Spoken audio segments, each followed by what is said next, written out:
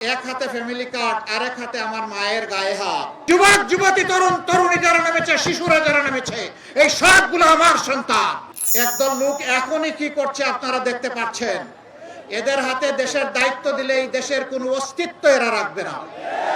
এরা খাবলে, খামছে, কামড়ে আমার ৫৬,০০০ বর্গ মাইলের ১৮ কোটি মানুষকে শেষ করে দিবে এরা।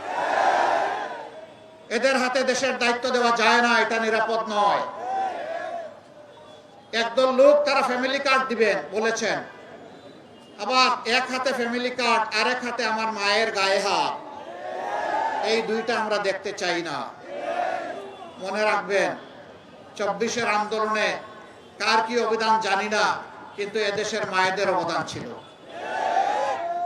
জুলাই ১৫ তারিখ ঢাকা বিশ্ববিদ্যালয় আমাদের কলিজার টুকরা ছাত্রীদের গায়ে যখন মুগর বাহিনী হাত দিয়েছিল, সেদিনই বাংলাদেশ জ্বলে উঠেছিল। রুকিয়া হল, শামসুন্নাহার হল থেকে প্রতিরোধ গড়ে তোলা হয়েছিল। আগস্টের ৪ তারিখ উত্তরার রাস্তায়, রাজপথে আমার মা ১০ মাসের বাচ্চা কুলে নিয়ে রাস্তায় নেমে এসেছিলেন। সাংবাদিক বন্ধুরা প্রশ্ন করেছে, আপনি এই সাংঘাতিক কাজ করতে গেলেন কেন? তিনি বললেন, কি করেছি সাংঘাতিক কাজ? যে অবুঝ শিশু কুলে নিয়ে, বুকে নিয়ে মুহুর্মুহু গুলি, আর একটার পর একটা লাশ পড়ছে, আপনি এখানে আসলেন কেন?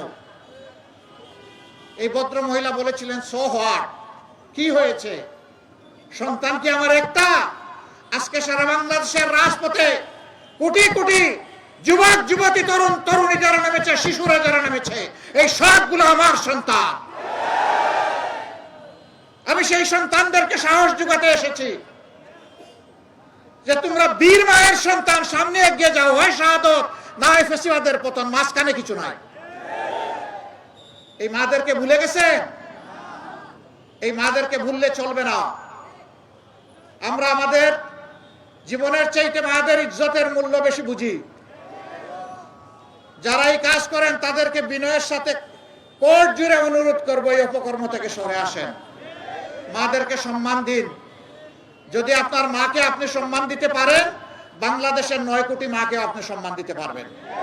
আর যারা নিজের মাকে সম্মান দিতে পারে না, তারা দুর্ভাগা, তারা অন্য কোনো নারীকে সম্মান করতে পারবে না।